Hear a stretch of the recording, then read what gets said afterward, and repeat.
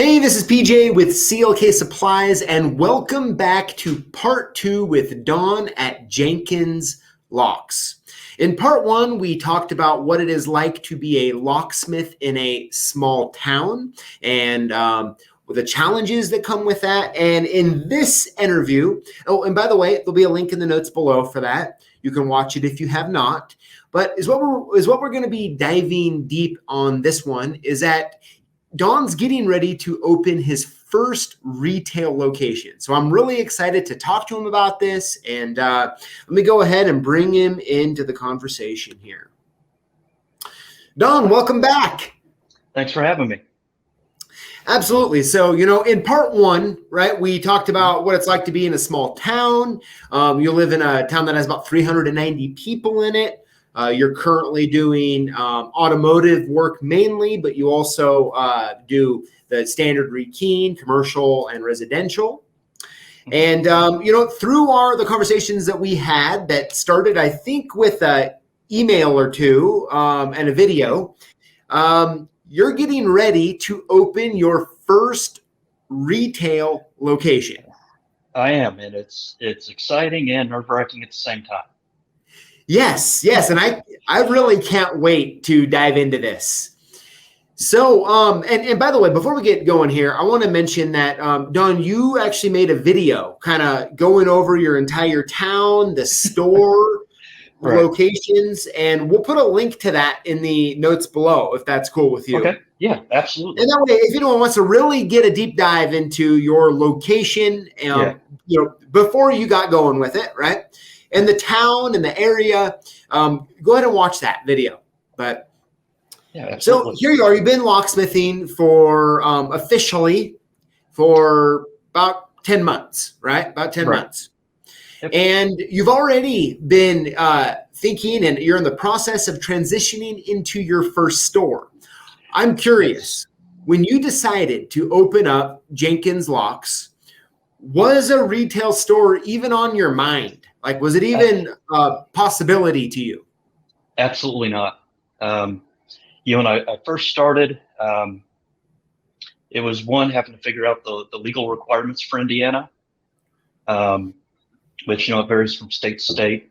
Indiana doesn't require a special license to be a locksmith. If you call yourself a locksmith and you got a sledgehammer, you're a locksmith. Yeah. But then there's the business licensing, insurance, equipment. And one of the things when I first kind of started playing with going down this path was actually getting a certification, which is where I ran into SUPPLE and or Society of Professional Locksmiths. And that was kind of my is this going to work or not work? If I could go through their certification and complete it, then that would push me another step further into going down this road. Okay. Very interesting. So you went through and you got certified through the SOPL. Yeah. Okay. Correct. Okay. And so at what point during this journey, having your own locksmithing business, were you like, you know what, maybe a retail location is something I should consider? It was a couple different things. One, with still, being in my current IT job during the day, with the pandemic and everything, I've had to have set up 2 desks in my home office to work from. And then as you start getting the tools and you start getting inventory and you start running out of space, but then also, the backseat of my truck was full of equipment because it was just, I don't have a van yet. That's probably going to be a little ways down the road still. But just needing some place to have all my inventory and my tools, and then also letting the community know that there is a locksmith in the area. My retail store is actually in the same building as the post office, so that's a lot of foot traffic every day coming through. Absolutely. So right now you're standing like in the back of in the background. This is your retail location that you're building out. Yeah. Not going as fast as I wanted. You can see this was a beauty salon previously. So taking out some of the additional plumbing and electrical and stuff like that. And, not being a professional plumber, sometimes not doing everything correctly, and there's leaks. So getting it all set because I don't want to open this up halfway. I want it to be a fully functioning and a well-functioning store for myself. So the layout's going to be very important to me to be the most efficient and to also display what I have to offer. Absolutely. Absolutely. Yeah. When I can tell just from the video that I watched, I can tell you've done quite a bit of work in there, right? There was still, I think, what are they like? Hair washing? Those hair dryers. Yep. Yeah. The sinks, everything. Yep. And there's definitely been a lot of cleaning because there's hair that was just found its way everywhere in here. Mm-hmm. Yeah, I can only imagine that. Probably some clogged drains, maybe. Yes. So when you were going to, first of all, I just want to say I have a ton of respect for the fact that you are just going for it, right? Like you're not waiting for all the stars to align. You're not waiting for everything to be perfect. You're just going for it, right? And I think that is awesome. So many times we can just come up with every excuse why we're not going to do what we want to do. Very true. There's been successes, there's been failures, but it gets me more knowledgeable every day. Absolutely. Now, when it came to picking your retail location, you're right next to a post office, which honestly, in my opinion, I think that is genius, right? Because a post office is a place that everybody essentially has to go to eventually. Yeah. Right. Absolutely. To pick up a package or, sometimes mail something, PO box. You name it, really. Right. And the fact that you're right there, especially in a town of your size, to me, it seems like it's going to get you exposure to just about everybody. Is it on the main drag as well there? Is it like downtown, I'm guessing, essentially? Well, there's no uptown or downtown. There's just the one state road through it. But yeah, this is one of the spots where the stars did align because there's only like 4 or 5 commercial buildings in the town. And this is just so happened right about the time I was thinking, man, I need to get a storage unit or something to get all this inventory out. They put a for rent sign in the store. So just a couple quick phone calls and a handshake, and I had it. Really? Yeah. That's awesome. So, you leased that on a handshake. Yes. Awesome. I personally love the fact that there's spots in America where handshakes and agreements still work. Yeah, and my landlord, he's awesome. He does a lot for this small town area. And he said, look, to make it more feasible for you, we'll work on the rent. So I was like, hey, you've got a landlord who's wanting to work with you. It's in a spot that is, pretty good. Just because of the location and, like you said, everyone has to go to the post office. So it is one of those where the stars align for me at the right time. Yep. Yeah, I am happy for you. That is really awesome.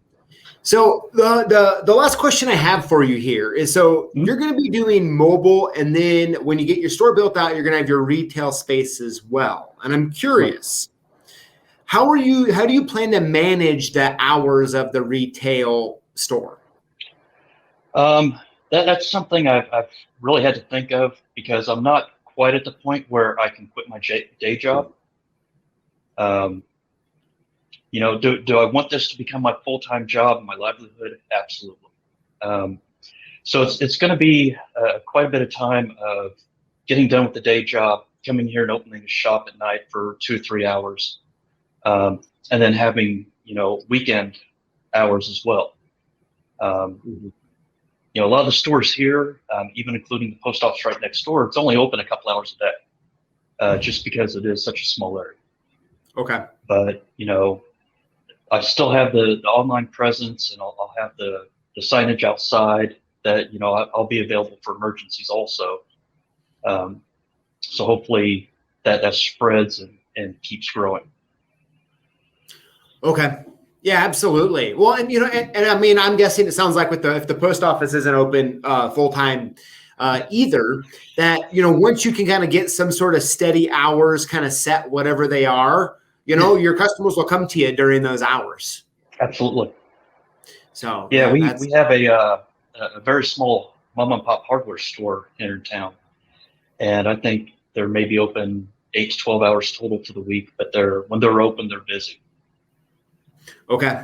Yeah, that's great. I mean, it sounds like you have a really good setup there. I mean, are you at that spot where you're like excited still, or are you kind of like at that I'm a little overwhelmed stage? Like, what stage are you at? It depends on the hour of the day. Some days, you just want to, 100 miles an hour forward, and then some days you come across something that you weren't expecting or you didn't quite know or understand, and that kind of takes you back for a second. But then you just get right back into it and keep pushing forward. Absolutely. Yep. It was just like when we end of last year we moved warehouses, and you have that same kind of like excited, and you're like, okay, here's a few things we got to deal with. So I get that. That's great. Well, hey, I think it's awesome what you're doing. Thank you. I love that the business that you've made and are continuing to grow. It's going to benefit your community and those who need it. And I think it's just all around awesome. And by the way, I do like your shirt. I need to mention I do like the shirt there. So, I have one, I said I just had my last question for you, but I actually have one more last question. No, and keep them coming. And that is, when you get the shop entirely done and built out exactly the way that you want it, could we get a virtual tour of it? Absolutely. 100%. Awesome. Yeah, that will be a lot of fun to see that. And hopefully as time goes, we can kind of track the progress and, enjoy the journey with you. That'd truly be great. Awesome. Well, Don, I really want to thank you for taking the time to come on here and, you're at your retail location right now. And the fact that you have a full-time IT job, you started a locksmithing business 10 months ago, and now you're already opening up your first retail location, honestly, is very impressive. And you are a man not afraid to put some hours in. That's what I'm saying. True. Yeah, it's fun though. Absolutely. Well, hey, we're here for you. We're rooting for you, and can't wait to see the progress and see the finished shop. Absolutely. So thank you for coming on, and everybody listening and watching, thank you for listening. For sure, put your comments in the notes below. Let Don know what you think of the basic operation and what he has going on there, and it's so great. I am so excited to capture these moments and these spots in life. So very cool, Don, and thank you. Thank you.